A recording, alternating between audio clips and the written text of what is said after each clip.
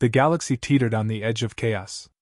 For decades, humanity had believed it could carve out a place among the stars, an equal player in the grand intergalactic community.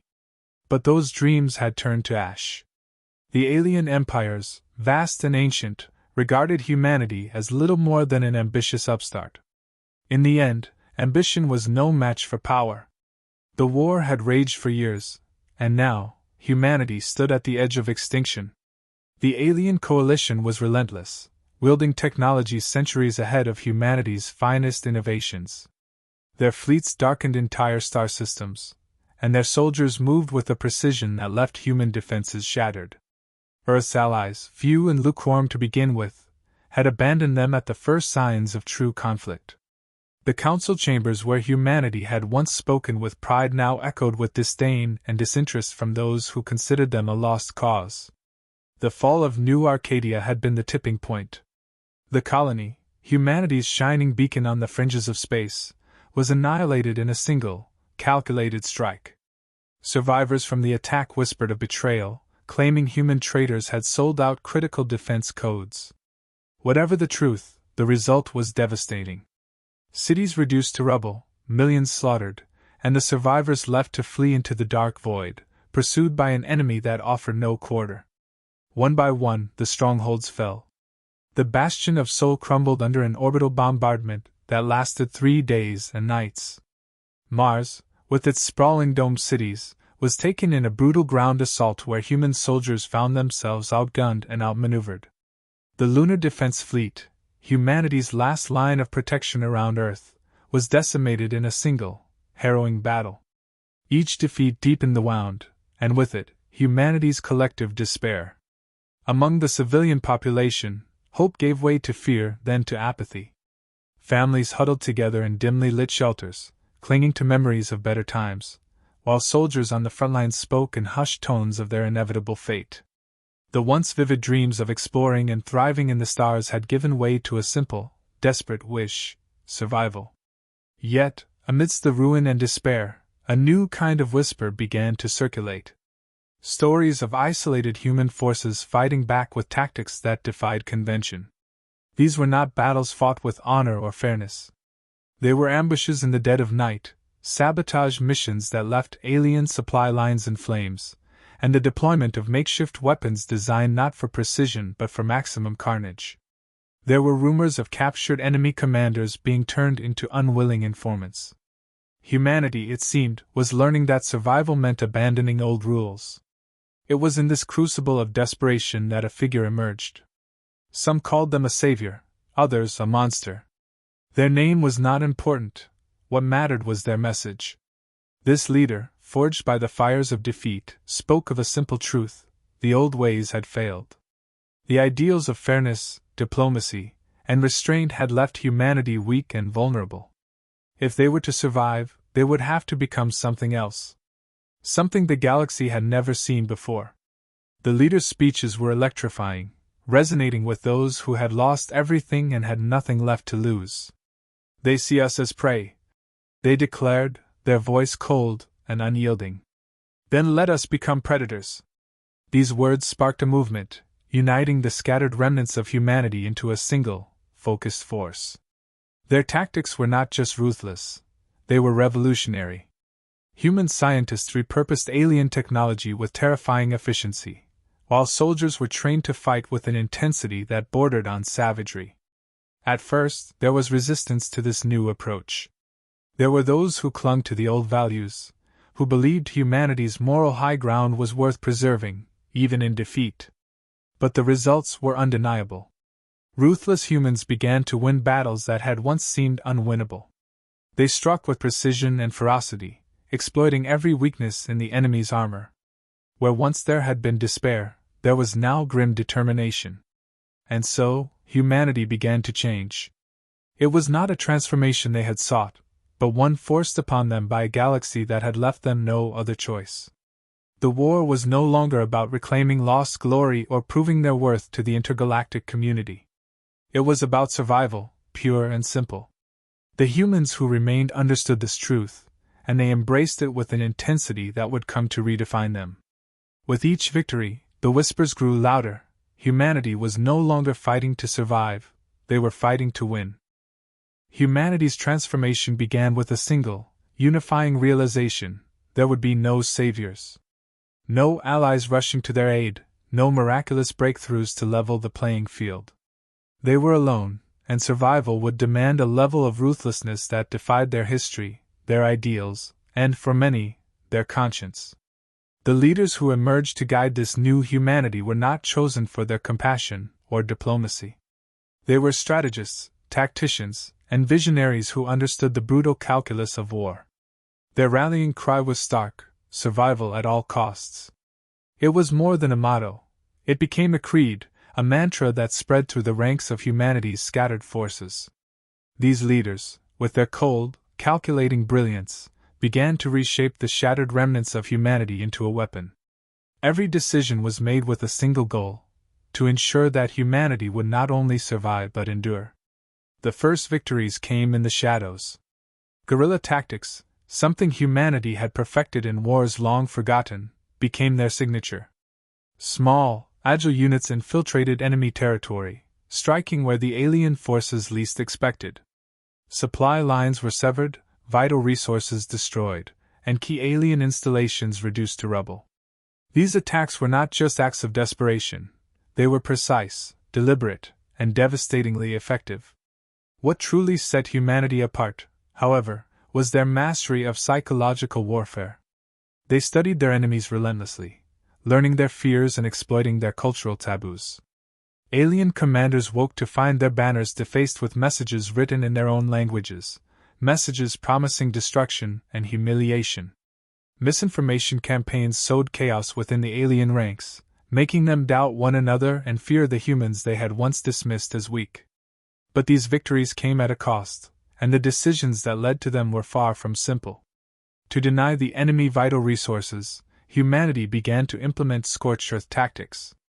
Entire colonies were sacrificed, their infrastructure obliterated to prevent alien forces from using them as staging grounds. Millions of civilians were evacuated, leaving behind the homes and lives they had built, knowing they would never return. It was a harsh, unyielding strategy, but it worked. Then there were the darker strategies, those that blurred the lines of morality and necessity. Human engineers learned to hack into alien bionetworks, overriding the neural connections of their organic technology. Alien ships were turned against their own fleets, and soldiers were left paralyzed on the battlefield, their minds caught in a nightmare of static and pain. Captured alien technology was repurposed with chilling efficiency, creating weapons that exploited the vulnerabilities of each specific species. These actions did not go unnoticed. Among humanity's remaining allies, whispers of unease began to spread. The same species that had once abandoned humanity to its fate now looked upon them with a mix of wariness and regret. They saw a species that had shed its ideals, becoming something alien in its own right. Some questioned whether humanity's methods could be justified, while others feared what they might become if left unchecked. For their enemies, however, fear turned into something deeper. The alien forces that had once marched unopposed now hesitated. They spoke of humans with a new respect, but also with dread. Stories of their ruthlessness spread like wildfire. The humans, they said, were relentless. They did not fight for glory or territory, they fought to ensure their survival, and nothing was off limits. Every victory carried a message: the humans you once dismissed no longer exist. In their place stood a force that would do whatever it took to endure. The galaxy began to realize that humanity was no longer fighting to reclaim what it had lost. It was fighting to redefine itself, to rise from the ashes as something stronger, something unstoppable. With every battle, they carved their place into the stars, not with diplomacy or ideals, but with the sheer force of their will. The tide began to shift with an event that would become known as the Battle of Redemption. A human fleet, vastly outnumbered and outgunned, faced off against one of the largest armadas the alien coalition had ever assembled. By every conventional measure, defeat was inevitable. Yet, humanity had long since abandoned convention. They lured the enemy into a carefully orchestrated trap, exploiting the arrogance that had defined alien strategy for years. At the heart of the battle was a maneuver so audacious that even the most hardened human commanders hesitated before agreeing to it.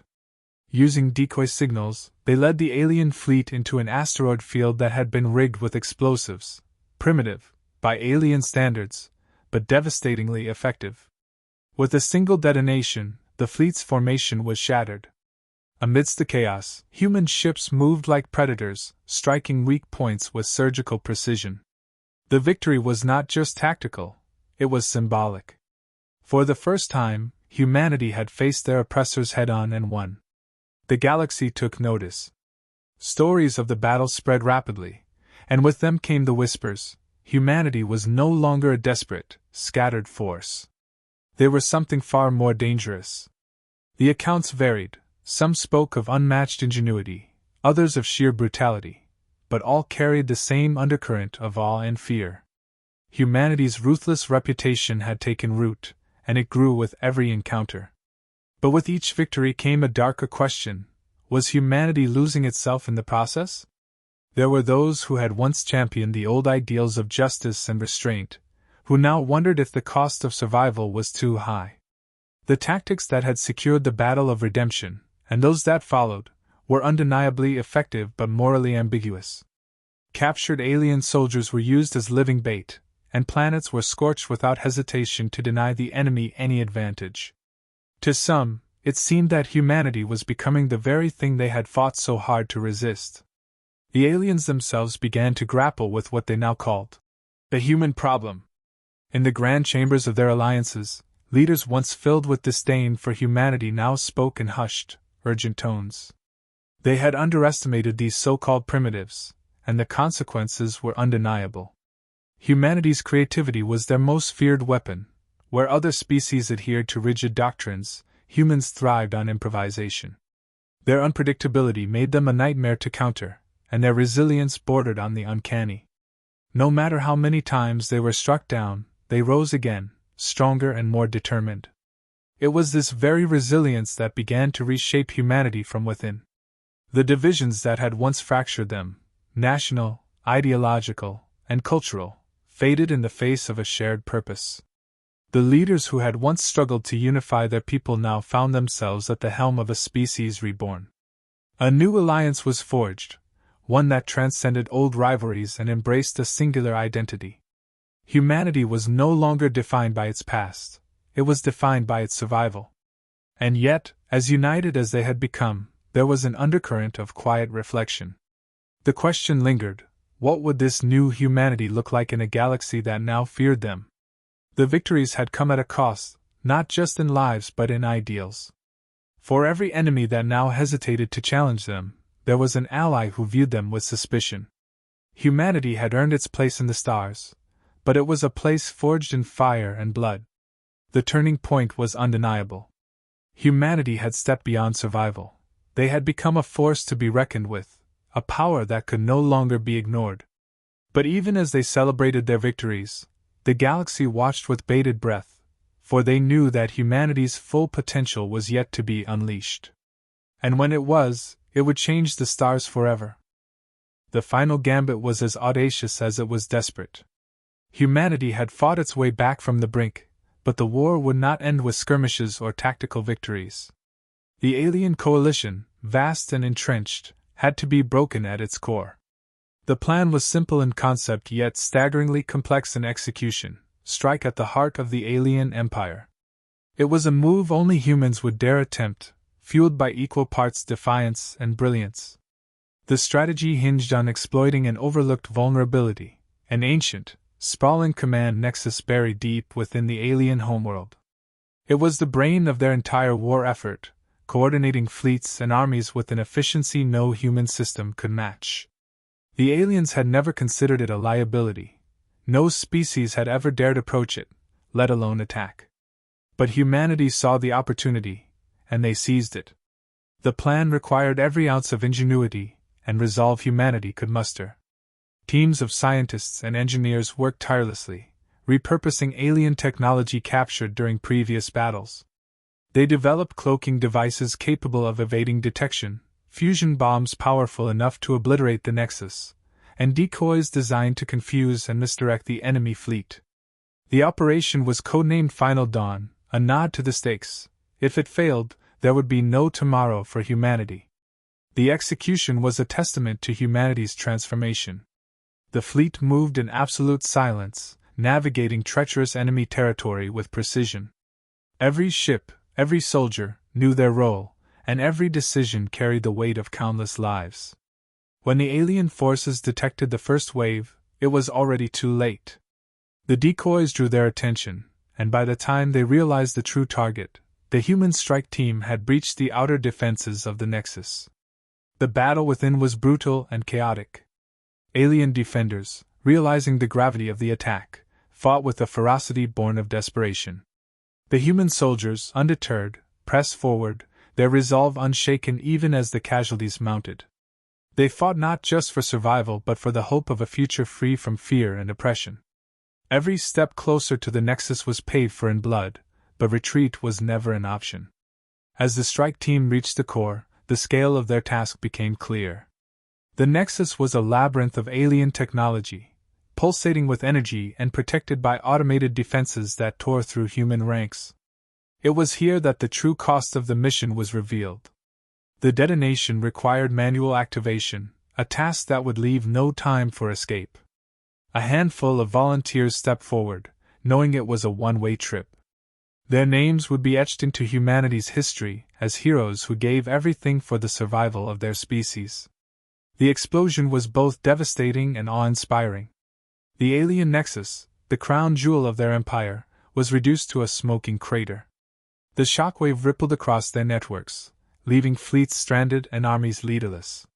For the first time in the war, the alien coalition was fractured, its once united front crumbling under the weight of its loss. Humanity had struck a blow that no other species could have imagined, let alone executed. But victory came at a cost. The resources expended in the assault were irreplaceable.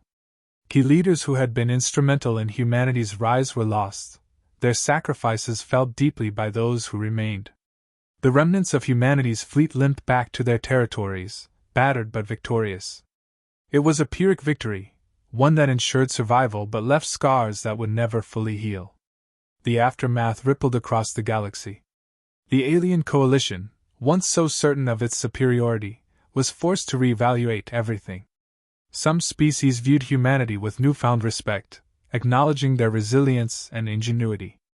Others saw them as a terrifying force, unpredictable and ruthless, capable of turning the tides of any conflict. The intergalactic community, once dismissive, now grappled with the implications of humanity's rise.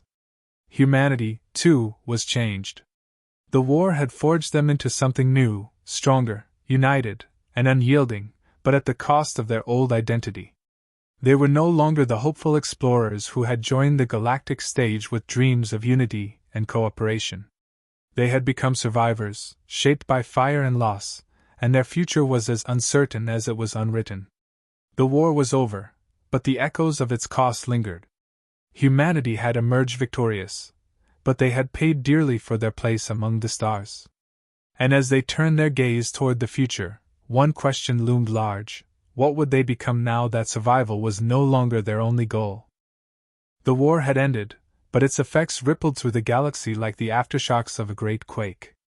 Humanity, once dismissed as a minor, fragile species, had transformed into something entirely new.